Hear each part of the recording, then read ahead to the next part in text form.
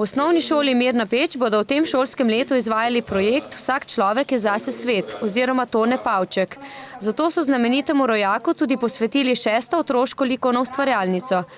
Lani preminuli pesnik in mirnopeški častni občan Tone Pavček bi sicer v teh dneh praznoval 84. rojstni dan.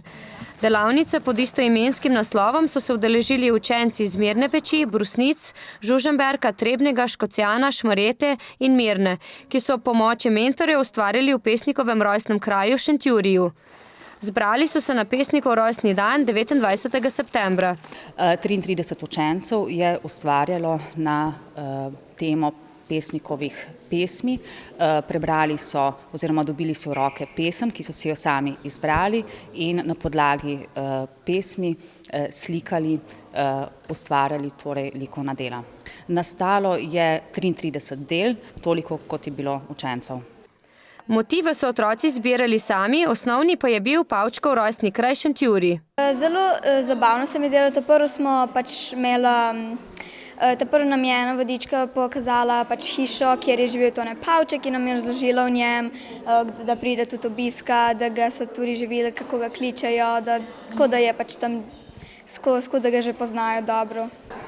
Ja, bilo je super, naravi lepo slikati, pa tako ne. Po predstavitvi so otroci začeli ustvarjati. Morali smo nekaj domišljijskega in v to vključiti šentjursko naravo, pokrajino, pa domišljijsko smo mogli risbo narisati. Kaj si ti narisala? Jaz sem narisala to, predstavljala sem si, ker mogli smo napisati en vers na risbo iz pesmice in sem si domišljala nekaj smešnega in sem to narisala. Tazga angelčka po tisti pesmi, pa cerkev za njim, ko prihaja iz cerkve. Jaz sem narisala pri cerkvi eno deklico.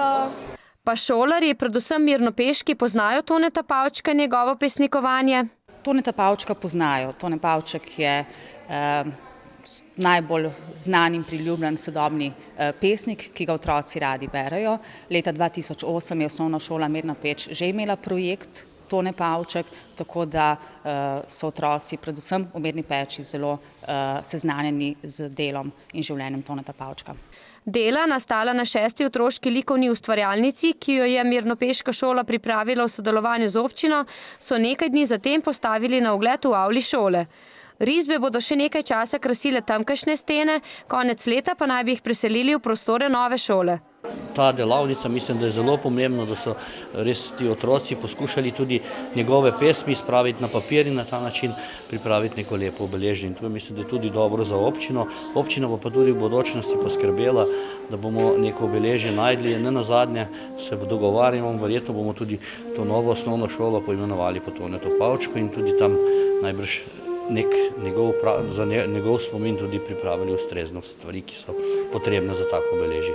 Na odprtju razstave so nastopili učenci mirnopeške šole, med gosti pa sta bila med drugimi kustos Dolenjskega muzeja Jožef Matijevič in pesnikov vnuk Maj Pavček. Ta je vsem udeležencem likovne ustvarjalnice in njihovim mentoricam izročil posebna priznanja.